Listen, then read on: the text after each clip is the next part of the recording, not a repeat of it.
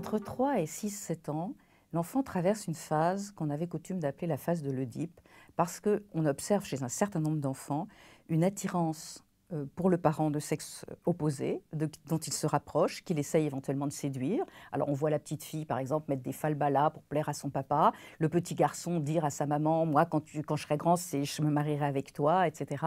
Et entrer éventuellement en rivalité avec le parent de même sexe. C'est généralement, les choses sont plus subtiles que ça. C'est-à-dire que si c'était aussi frontal que ça, le petit garçon, par exemple, aurait peur de la rivalité avec son père parce qu'il ne se sent pas de taille. Hein. Donc, en fait, les choses sont plus subtiles que ça. Mais en tout cas, on voit apparaître des comportements de cet ordre-là qui peuvent effectivement interroger les parents et qui, de toute façon, signalent que quelque chose se passe sur le plan de la maturité. L'enfant entre vraiment dans sa sexualité de petit garçon, dans sa vie de petit garçon, dans sa vie de petite fille, commence à avoir des amoureux à l'école, à la maternelle, j'ai un amoureux, j'ai une amoureuse, c'est des mots qu'il commence à employer comme ça, et commence à se projeter dans l'avenir en parlant de mariage, d'enfants, la petite fille dit qu'elle aussi elle aura un bébé dans le ventre, etc. Il y a une curiosité sur la sexualité, c'est un âge où on pose des questions, mais comment on fait les bébés, mais comment ils rentrent, mais comment ils ressortent, etc.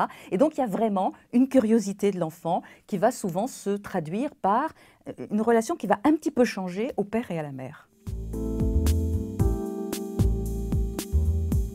C'est donc une période où le petit garçon comme la petite fille va être vraiment dans un univers sexué.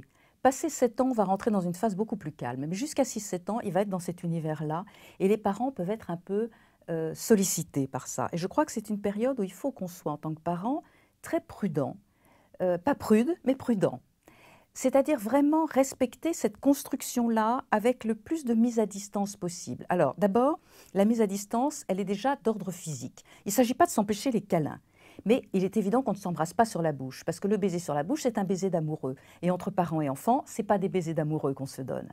Bon, on n'est pas obligé non plus de se dire « je t'aime » toute la journée. Par contre, on peut avoir des câlins, des embrassements. On ne couche pas avec son enfant. C'est un âge aussi où si jusque-là l'enfant avait coutume de venir avec son doudou au milieu de la nuit, se glisser entre papa et maman, eh bien on ne le fait plus. Et pourquoi on ne le fait plus? Parce qu'on lui explique qu'il y a un interdit chez les êtres humains qui fait que les enfants ne couchent pas avec leurs parents. Voilà, c'est comme ça. Lui, plus tard, il couchera, il trouvera une femme, elle trouvera un homme, ils feront leur vie ailleurs.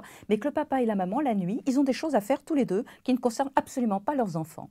Donc on pose l'interdit de l'inceste de façon extrêmement claire. Et on va le reposer quand la petite fille va essayer de séduire son papa, en lui disant « je t'épouserai », il dira « non, non, non, parce que d'abord je suis mariée avec ta maman et ça va très bien, merci. » Et ensuite parce qu'on n'a jamais, on ne peut pas se marier avec sa fille, c'est interdit. Et pareil avec le petit garçon qui voudrait séduire sa maman. La maman dira « je t'aime beaucoup, mais je t'aime pas comme un homme, je t'aime comme un petit garçon ».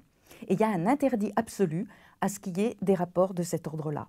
Il ne s'agit pas de froideur, bien entendu, on peut continuer à se câliner, être très proche. Hein. Il s'agit simplement de mettre en place le fait qu'il y a une différence des générations, il y a une différence des siècles et que c'est absolument à respecter, chacun chez soi.